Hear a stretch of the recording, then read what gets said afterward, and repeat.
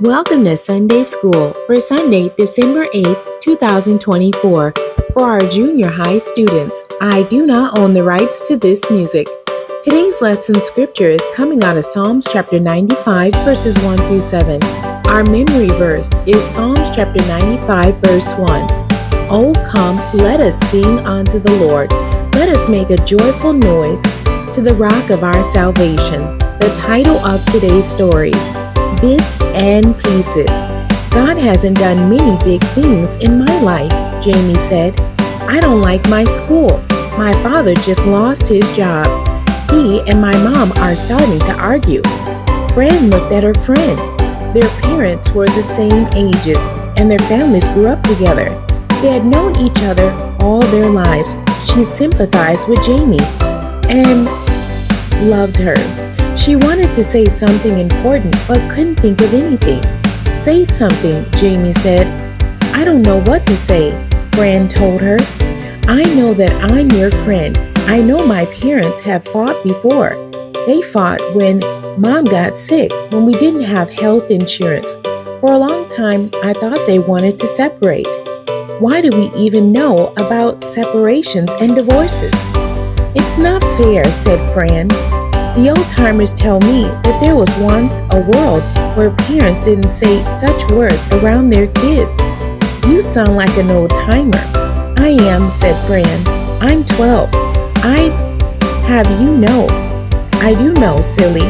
We're the same age. I'm glad you're smiling. I beat myself up.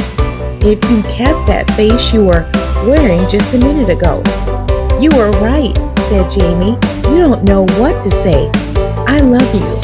That works, said Jamie, putting her arm around Fran's shoulder. That's perfect. Maybe we ought to think about God in the little moments, in the bits and pieces, rather than the big deals. Exactly. Maybe that's a way to keep praying about this mess.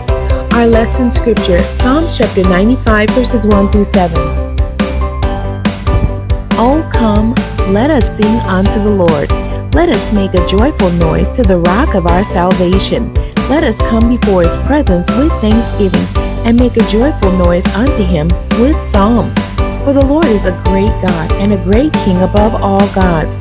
In his hand are the deep places of the earth. The strength of the hills is his also.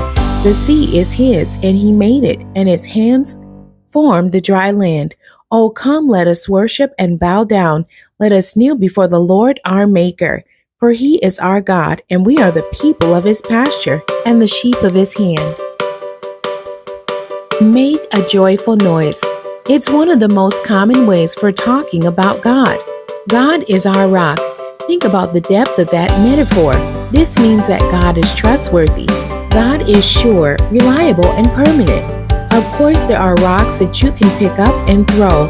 Those aren't the rocks the psalmist intends in this passage. In this passage, we are invited to think of a massive Lord, one who makes our salvation sure. How to participate in worship. Bring something to give a song, a prayer, something. Exalt God by trusting him for his goodness. Yield your life to him after worship is finished. Open yourself to the Spirit by praying for his guidance. Unburden yourself by believing in God's love.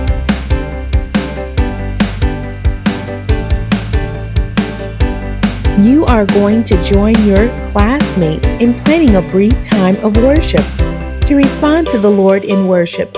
As a class, try to write a song of worship to God.